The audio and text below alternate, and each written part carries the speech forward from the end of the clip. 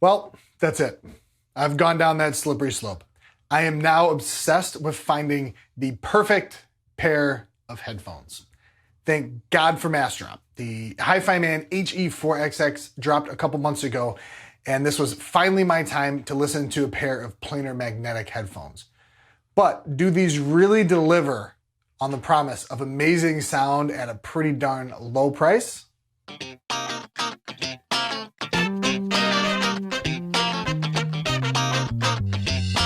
What's going on, everybody? Jeremy with Detroit Tech, and let's dive right in.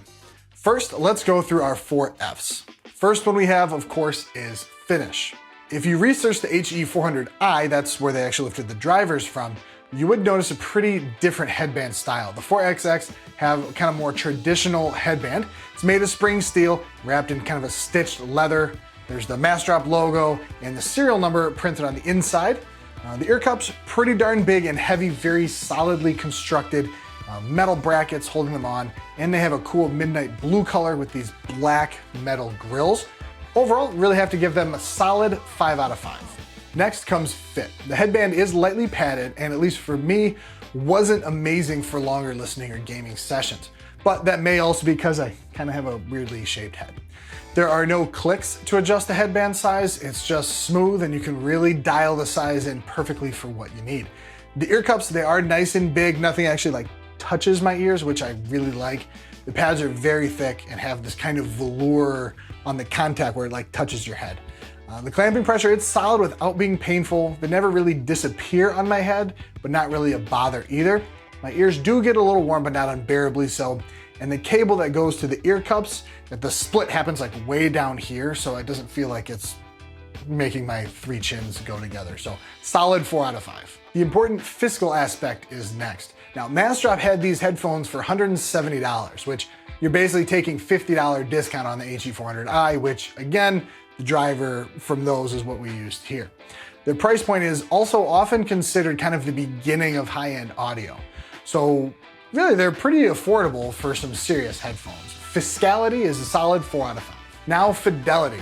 Couple of basic things here to kind of get out of the way. These are open back, so you're not really gonna listen to these on the train or plane, something like that. Second thing is they have a planar magnetic driver. So most headphones have just dynamic drivers, basically cones that push air in and out, basically big speakers, but smaller. Planar magnetic drivers have this thin diaphragm with wires running through it, and it's suspended between a couple rows of magnets. So that vibrates and when electricity runs through it, and that's how you get the sound. They're supposed to deliver a very clean sound with almost no distortion.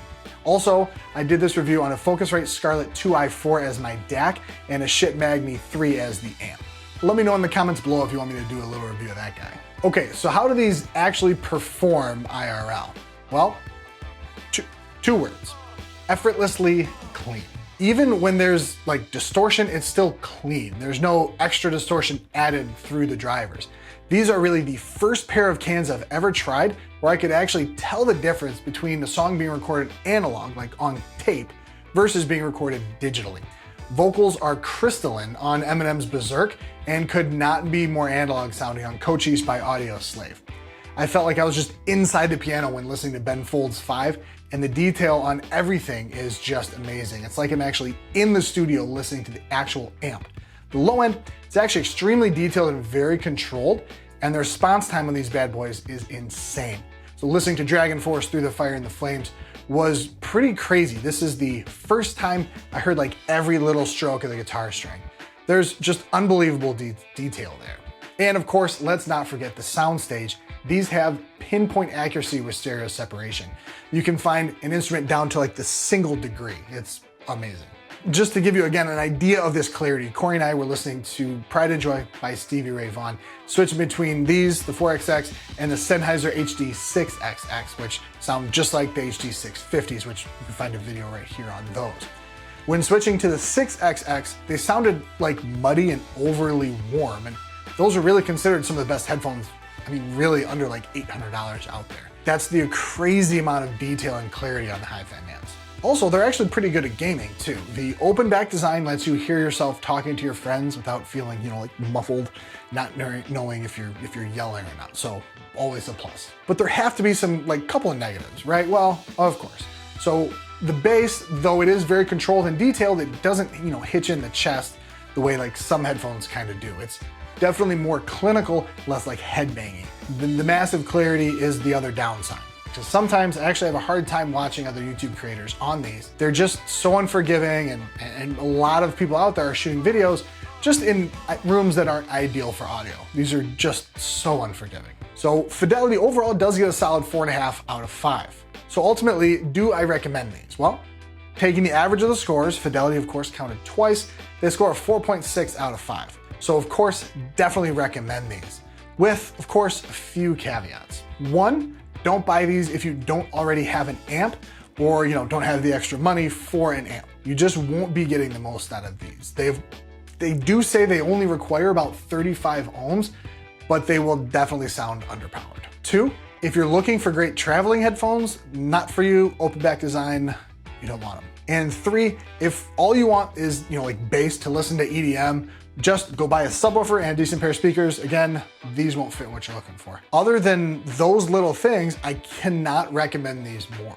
If you actually love music and want, hear every little detail, these are 100% for you.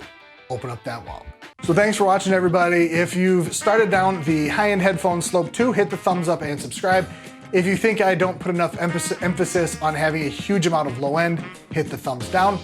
Let me know either way in the comments below what headphone and amp combo you're using, and we'll catch you in the next one.